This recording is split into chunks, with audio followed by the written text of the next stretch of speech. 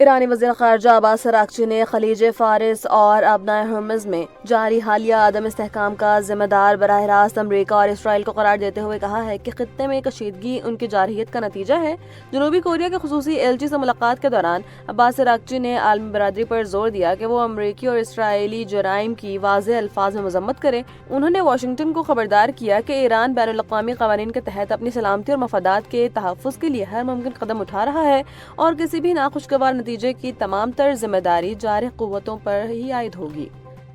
سابق امریکی وزیر خارجہ جان کیری نے ایک بڑا انکشاف کرتے ہوئے بتایا ہے کہ ماضی میں امریکہ کے 3 صدور جارج بش، براک اوباما اور جو بائیڈن اسرائیلی وزیر اعظم نیتن یاہو کے ایران پر حملے اور جنگ چھیڑنے کے منصوبے کو دو ٹوک انداز میں مسترد کر چکے ہیں۔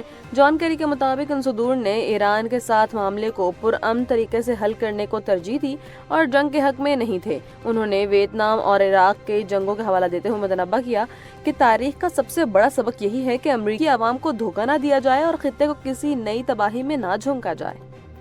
ایرانی عدلیہ نے امریکی صدر ڈونلڈ ٹرمپ کے اس دعوے کو سختی سے مسترد کر دیا ہے جس میں انہوں نے کہا تھا کہ ان کی درخواست پر ایران نے 8 خواتین کی سزائے موت روک دی ہے۔ ایرانی حکام نے ٹرمپ کے بیان کو سراسر جھوٹ قرار دیتے ہوئے کہا ہے کہ جن خواتین کا ذکر کیا جا رہا ہے انہیں کبھی سزائے موت سنائی ہی نہیں گئی تھی۔ ایرانی عدلیہ کے مطابق صدر ٹرمپ میدان عمل میں ناکامی کے بعد جھوٹی خبروں کے ذریعے سیاسی کامیابیاں سمیٹنے کی کوشش کر رہے ہیں۔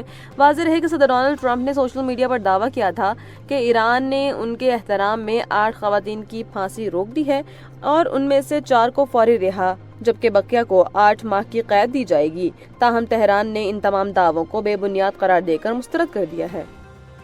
امریکی محکمہ دفاع یعنی کہ پینٹاگون کے حکام نے ایک خفیہ بریفنگ میں انکشاف کیا ہے کہ ابنائے ہرمز کو سمندری بارودی سرنگوں سے پاک کرنے میں کم از کم 6 ماہ کا عرصہ لگ سکتا ہے۔ الجزیرہ کے مطابق اس اجلاس میں امریکی قانون سازوں کو جنگی حکمت عملی، بڑھتے ہوئے اخراجات اور مقاصد پر بریفنگ دی گئی۔ تاہم اراکین کانگریس نے عدم اطمینان کا اظہار کرتے ہوئے کہا کہ انہیں تسلی بخش جوابات نہیں ملے۔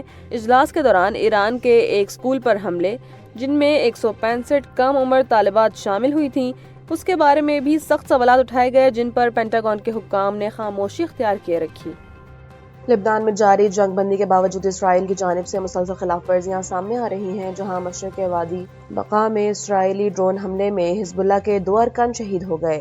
لبنان کی سرکاری نیوز ایجنسی کے مطابق اسرائیلی فوج نے جنوبی لبنان کے مختلف علاقوں بشمول قصبہ الخیام میں منظم بمباری اور بلڈوزر کے ذریعے رہائشی عمارتوں اور مساجد کو مسمار کرنا شروع کر دیا ہے۔ ان کارروائیوں میں ضلع طائر سمیت کئی علاقوں کے بنیادی ڈھانچے اور سڑکوں کو بھی شدید نقصان پہنچایا جا رہا ہے۔ دوسری جانب حزب اللہ نے ان خلاف ورزیوں کا منہ توڑ جواب دیتے ہوئے جنوبی لبنان میں ایک اسرائیلی فوجی گاڑی کو ڈرون حملے کا نشانہ بنایا ہے۔ وائٹ ہاؤس کی ترجمان کیرولائن لیوٹ نے واضح کیا ہے کہ صدر ٹرمپ نے ایران کے ساتھ جنگ بندی کے لیے کوئی حتمی ڈیڈ لائن مقرر نہیں کی اور اس کا فیصلہ وہ بطور کمانڈر ان چیف خود کریں گے۔ واشنگٹن نے تہران پر زور دیا کہ وہ اپنی افزودہ یورینیم لازمی طور پر حوالے کرے جبکہ صدر ٹرمپ ایرانی قیادت کی جانب سے متفقہ تجاویز کا انتظار کر رہے ہیں۔ ترجمان کا کہنا ہے کہ امریکہ معاشی دباؤ مہم کے باعث ایرانی معیشت مفلوج ہو چکی ہے اور وہاں کی قیادت تقسیم کا شکار ہے۔ دلچسپ بات یہ ہے کہ صدر ٹرمپ نے ایران کے ہاتھوں 2 بین الاقوامی جہازوں کو تحویل میں لیے جانے کو جنگ بندی کی خلاف ورزی قرار نہیں دیا اور وہ ابنائے ہرمز کی ناکہ بندی کے نتائج سے مکمل مطمئن ہے۔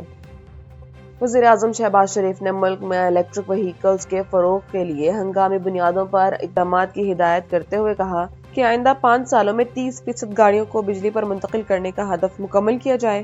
جائزہ اجلاس میں بتایا گیا کہ اس اہم منصوبے سے پاکستان کو سالانہ $4.5 بلین کے قیمتی زر مبادلہ کی بچت ہوگی۔ وزیر اعظم نے کم آمدنی والے طبقے کے لیے الیکٹرک موٹر سائیکلوں پر سبسڈی کے عمل کو شفاف بنانے اور اس کی رفتار تیز کرنے پر زور دیا۔ اب تک ملک میں الیکٹرک موٹر سائیکل اور رکشہ بنانے کے لیے 72 جبکہ گاڑیوں کے لیے 4 مینوفیکچرنگ سرٹیفکیٹ جاری کیے جا چکے ہیں، جو ملک میں سبز انقلاب کی جانب ایک بڑا قدم ہے۔